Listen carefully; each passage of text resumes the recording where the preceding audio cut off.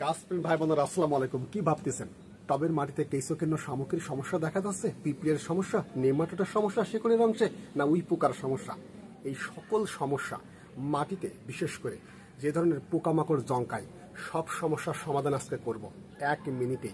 চলুন একটু সরাসরি দেখে নিই কি দিতে হয় টবের মাটিতে, যেটা দেওয়ার কারণে সবগুলোই কিন্তু পালাবে টবের মাটি থেকে।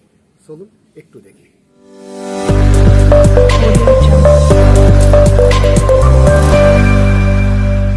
তাই কেঁচোকীর্ণ শামুক প্রতিকার করার আগে আমরা আগে মাটিটা চেক করব। একটু খেয়াল করে দেখছেন কিসে মাটি তুলছে, দেখেন এর ভিতরে অনেক পরিমাণে কেঁচো আছে এবং অন্যান্য সমস্যাও কিন্তু আছে, যেমন এই যে দেখেন, একটু ফলো করেন, দেখছেন। তাই বর্ষাকালীন সময় বিশেষ করে ছাদ বাগানের টবে যে সমস্ত গাছগুলো দেখেন কি পরিমাণে কেঁচো।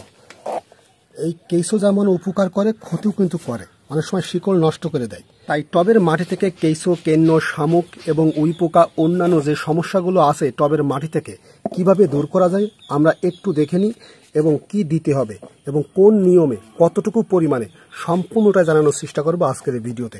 দেখেন এই পরিমাণে কেঁচো আমি আর একটু আপনাদের দেখাই, দেখেন খেয়াল করছেন, দেখেন কত বড় একটা কেঁচো। এই কেঁচোগুলো অনেক সময় শিকড়গুলো নষ্ট করে দেয়, কিছু কিছু কেঁচো আছে। এবং এ পাশে একটু যদি দেখাই, দেখেন। তাই প্রতিকার কিভাবে করবেন চলুন একটু দেখে নিই। তাই সর্বপ্রথম যে কাজটি করবেন সেটা হচ্ছে টবের মাটিটাকে এরকম আলগা করে আপনাকে নিতে হবে। আলগা করে নেওয়ার পর যে জিনিসটা আপনি দিতে হবে, এই যে দেখেন, চিনতে পারেন কিনা দেখেন তো এই জিনিসটা। আমি নামটা একটু পরে বলি, তার আগে কিভাবে দিতে হয় সেটা একটু দেখে নিই। চা চামচের একটু খেয়াল করেন, 1 চামচ, এটা হচ্ছে 5 গ্রাম, এবং আরও 5 গ্রাম দেব। এই যে 5 গ্রাম দিলাম, তাহলে 10 গ্রাম দিলাম আমরা। তা এরকম হাফ ড্রামের জন্য শুধুমাত্র 10 গ্রাম পরিমাণ দেওয়া যায় চা চামচের 2 চামচ পরিমাণ। এরকম টবের মাটির উপরে এরকম ছিটিয়ে দিবেন। যদি কেঁচো, কেন্ন, শামুক বা যে সমস্যাগুলোর কথা বললাম সেই সমস্যা থেকে থাকে মাটিতে, আপনারা এটা দিতে পারেন। তবে চারা রোপণের আগে মাটি প্রস্তুত করার সময় যদি দেওয়া যায় সব থেকে বেশি ভালো হয়। তবে একটা জিনিস মনে রাখবেন, যদি বর্ষাকাল হয় সেক্ষেত্রে এখানে পানি ছিটানোর দরকার নাই। আর যদি মাটিটা শুকনো থাকে সেক্ষেত্রে কি করবেন, 1 থেকে 2 মাগ পরিমাণ পানি হালকা করে মাটির উপরে দিয়ে দেবেন। এবার 12 ইঞ্চি একটি টব হলে কতটুকু পরিমাণে দিতে হবে, যেমন দেখেন এই যে সেই জিনিসটা, এবং একটা বাটি নিলাম, একটা চা চামচ নিলাম। এবার 12 থেকে 16 ইঞ্চি একটি টবের জন্য শুধুমাত্র 1 চা চামচ পরিমাণ। দেখেন 12 থেকে 16 ইঞ্চি 1 চা চামচ পরিমাণ, আর হাফ ড্রামে যদি গাছটি থাকে সেক্ষেত্রে 2 চা চামচ পরিমাণ। তাহলে মাটির উপরে এরকম ছিটিয়ে দিবেন। যদি মাটিটা ভিজে থাকে সেক্ষেত্রে এখানে পানি ছিটানোর দরকার নাই উপরের অংশে। আর যদি মাটিটা শুকনো থাকে সেক্ষেত্রে 1 থেকে 2 মাগ পরিমাণ বিশেষ করে পানি ছিটিয়েও দিতে পারেন।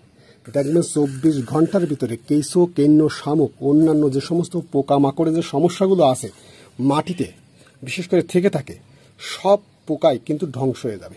তাই এই নিয়মে চেষ্টা করবেন টবের মাটিতে এটা ছিটিয়ে দেওয়ার। এবার চলুন 6 ইঞ্চি থেকে 10 ইঞ্চির খোলে যে টবগুলো আছে সেই সমস্ত টবগুলোই কতটুকু পরিমাণে দিতে হবে। এবার 6 থেকে 10 ইঞ্চি একটি টব হলে সেক্ষেত্রে কতটুকু পরিমাণে দিতে হবে, শুধুমাত্র এরকম হাফ চা চামচ পরিমাণ। দেখছেন যে নিয়মে দেখালাম টবের মাটির উপরে এরকম ছিটিয়ে দিবেন।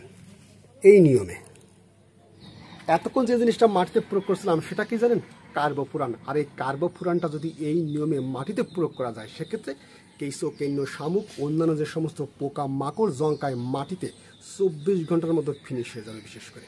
তাই চেষ্টা করবেন এই নিয়মে প্রয়োগ করার মাটিতে। তবে একটু সতর্ক থাকবেন, কেননা এটা বিষ। কারণ কবুতর, হাঁস, মুরগি যদি থেকে থাকে এর থেকে একটু দূরে রাখবেন প্রয়োগ করার সময়, এটাই আর কি। তবে একটা জিনিস আপনাকে জানিয়ে দিই, চারা রোপণ করার সময় যখন মাটি প্রস্তুত করেন ওই সময়টাই টব পরিমাণ বুঝে এই নিয়মে যদি দেওয়া যায় সেক্ষেত্রে টবের মাটিতে এই ধরনের সমস্যা অনেকটাই কিন্তু কম হয় বিশেষ করে। তাহলে আজকে আমরা বুঝতে পারলাম যে আসলে টবের মাটি থেকে কেঁচো, কেন্ন, শামুক দূর করার জন্য কার্বোফুরানই কিন্তু যথেষ্ট, এটাই আর কি। তবে বিদায় নেওয়ার আগে অবশ্যই আপনার কাছে একটা অনুরোধ রাখতে চাই, সেটা হচ্ছে আপনি যদি আমার ইউটিউব চ্যানেল থেকে ভিডিওটি দেখে থাকেন সেক্ষেত্রে অবশ্যই একটু সাবস্ক্রাইব করে দেবেন, আর পেজ থেকে দেখে থাকলে একটু ফলো দিন, যদি সম্ভব হয় একটু শেয়ার করে দিন। আর ভিডিওটি দেখার পর যদি না বুঝতে পারেন অবশ্যই কিন্তু কমেন্ট বক্সে লিখে জানাবেন। তাহলে সকলে ভালো থাকেন, কথা হবে আগামী পর্বে অন্য কোনো বিষয় নিয়ে। আসসালামু আলাইকুম।